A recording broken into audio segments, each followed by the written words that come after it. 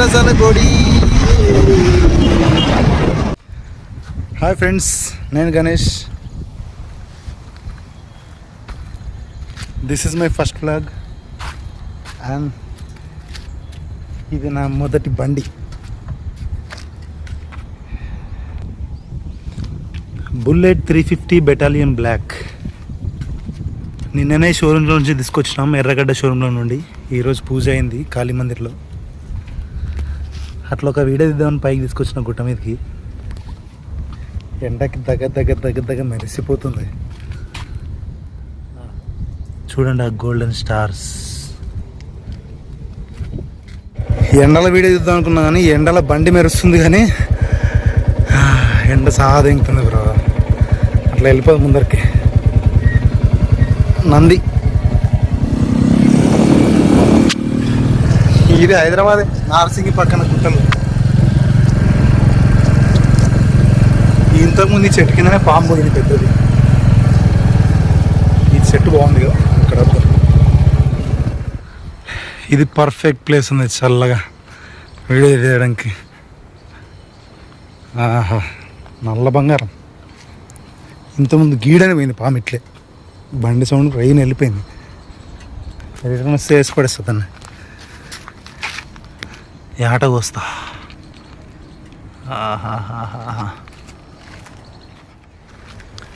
Video ఫోన్తో తీస్తున్నా, మైకులు లేవు, ఏం లేవు. క్లారిటీ నార్మల్ ఉంటుంది, కొద్దిగా అడ్జస్ట్ అవ్వండి. మాటలు కూడా నార్మల్గా ఉంటాయి, ఇంకొంచెం అడ్జస్ట్ అవ్వండి. మాటల మధ్యలో నత్తి కూడా వస్తుంది, చాలా అడ్జస్ట్ అవ్వాలి మీరు. అదనమాట మ్యాటర్.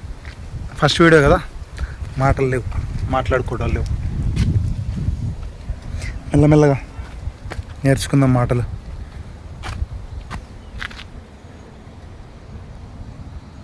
మంచి చెట్టు, మంచి బండి, మంచి గడ్డి. అదిగో అక్కడుంది మంచి ఆవు. పై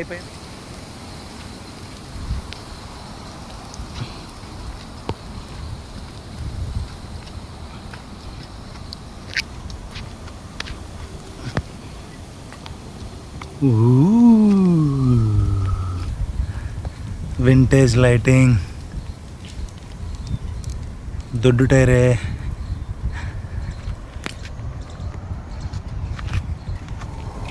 ఈ వీడియో తీయడానికి మెయిన్ రీజన్ నా first experience on this my first bullet. బేసిక్గా నేను ఇంత పెద్ద బొట్టు పెట్టుకొని బొట్టు అలవట్లేదు, కానీ అయ్యగారు పెట్టేసిన ఇట్లా ఇట్లా కొట్టి పడేసినారు అని చెప్పేసి. దీంట్లో అడ్వాంటేజెస్, డిసడ్వాంటేజెస్ అన్నీ చెప్పుకుందాం. ఫస్ట్ నాకు నచ్చని విషయాలు చెప్పుకుందాం. నచ్చిన విషయాలు చాలా ఉన్నాయి. ఫస్ట్ నచ్చని విషయాలు చెప్పుకుందాం. ఫస్ట్ నచ్చని విషయం ఏంటంటే ఇది ఈ రియర్ బ్రేక్ ఉంది. ఈ కరువు చాలా పెద్ద ఉంది.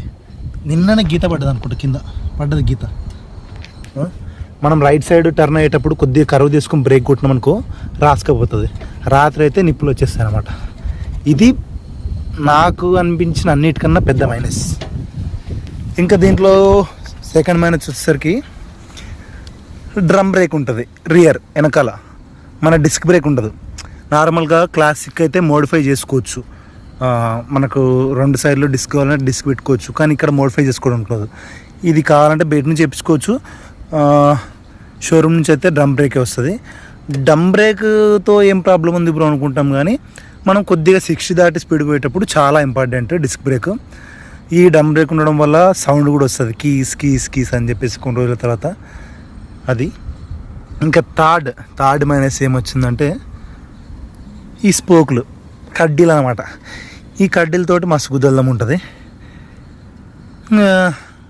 మనకు పైసలు తక్కువ పెట్టినాం కాబట్టి కడ్డీలే వస్తాయి. అలాగే కావాలనుకుంటే మళ్ళీ పైసలు ఎక్కువైతాయి, ఒక 15,000 20,000 అట్లా ఎక్కువైతాయి. టైర్ మాత్రం బాగుంది, దొడ్డు ఉంది టైర్ చాలా బాగుంది. పాత బుల్లెట్ 350లు కొద్దిగా సన్నగా ఉంటాయి, ఇది చాలా పెద్ద ఉంది. సేమ్ యాజ్ ఇట్ ఈస్ పాత దానిలాగానే ఈ లైట్లు ఉన్నాయి, మంచి వింటేజ్ లుక్ ఉంది. ఇవి నాకు ఇష్టం. నేను ఇందులో మిలిటరీ బ్లాక్ ఒకటి ఉంటుంది, దానికి కొద్ది క్లాసిక్ లైట్స్ ఉంటాయి. నాకు ఇదే కావాలని చెప్పి నేను ఇదే తీసుకున్నా. సీట్ కూడా వింటేజ్ సీటే. సీట్లో డిఫరెన్స్ ఏంటంటే పాత సీట్లు కొద్దిగా హార్డ్ ఉంటుండే, అది ఏం మెత్త వాడుతుండే తెలియదు కానీ కొద్దిగా హార్డ్ ఉంటుండే. ఇది చాలా స్మూత్ ఉంది. ఎంతసేపు బండి మీద కూర్చున్నా కూడా ఏం ఫరక్ పడదు, మస్తు మజా ఉంటుంది. చూడు ఆ గడ్డి ఎట్లా వేస్తుందో, మజా అంత పచ్చగడ్డి. బండి నడుపుతున్నప్పుడు అంతే మజా ఫీల్ ఉంటుంది మనకి. ఆ కలర్ చూడు, బ్యాక్గ్రౌండ్లో గ్రీన్ బ్లాక్, ఆ కాంబినేషన్ చూడు. ఇది రాజావారి సింబల్, రాయల్ ఎన్ఫీల్డ్, నా ఫేవరెట్ వన్ ఇది, ఈ లోగో. ఇంకా ఇక్కడ మెరుస్తున్నాయి, ఇప్పుడు కనపడవు, కొద్దిగా రైట్ కనపడుతున్నాయి, మెరుస్తున్నాయి. ఎండకు మెరుస్తాయి, జిగేలు అంటే కళ్ళు అవతలలో చూసేటోళ్ళు.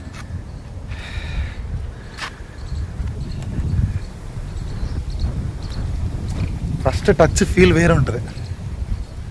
అది తీసుకున్న ఆహా, ముందు టైర్ కూడా మస్తు దొడ్డు ఉంది, ముందు డిస్క్ బ్రేక్ నో ప్రాబ్లం. బండితో పాటు బండి ఎట్లా వచ్చిందంటే సాదా సీదా, ఈ బంపర్ ఉండదు బండికి, తర్వాత ఈ సంపు గార్డు ఉండదు. ఈ సంపు గార్డు ఈ బంపర్ మనం వేయించుకున్నాం.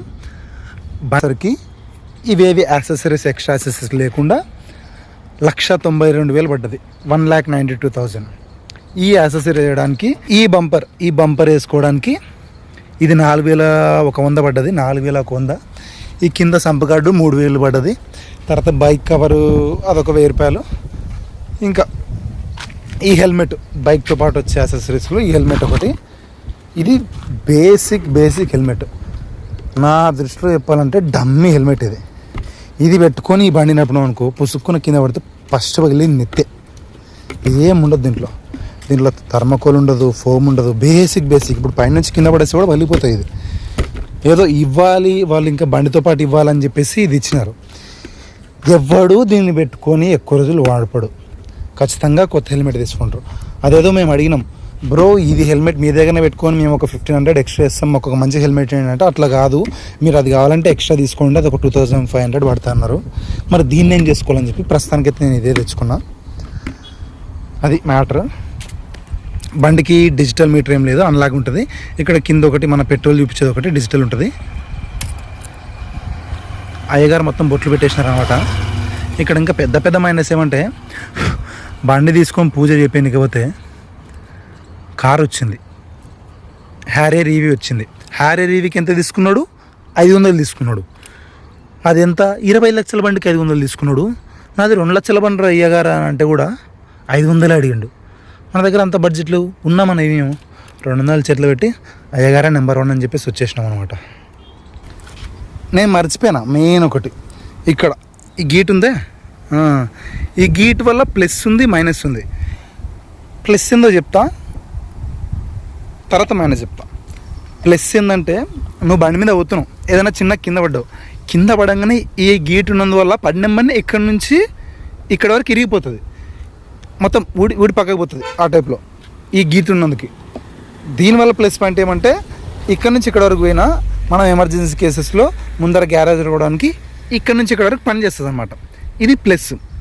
ఇంకొకటి మైనస్ ఏంటంటే, మనం నార్మల్గా స్లోనే పోతుంటాం.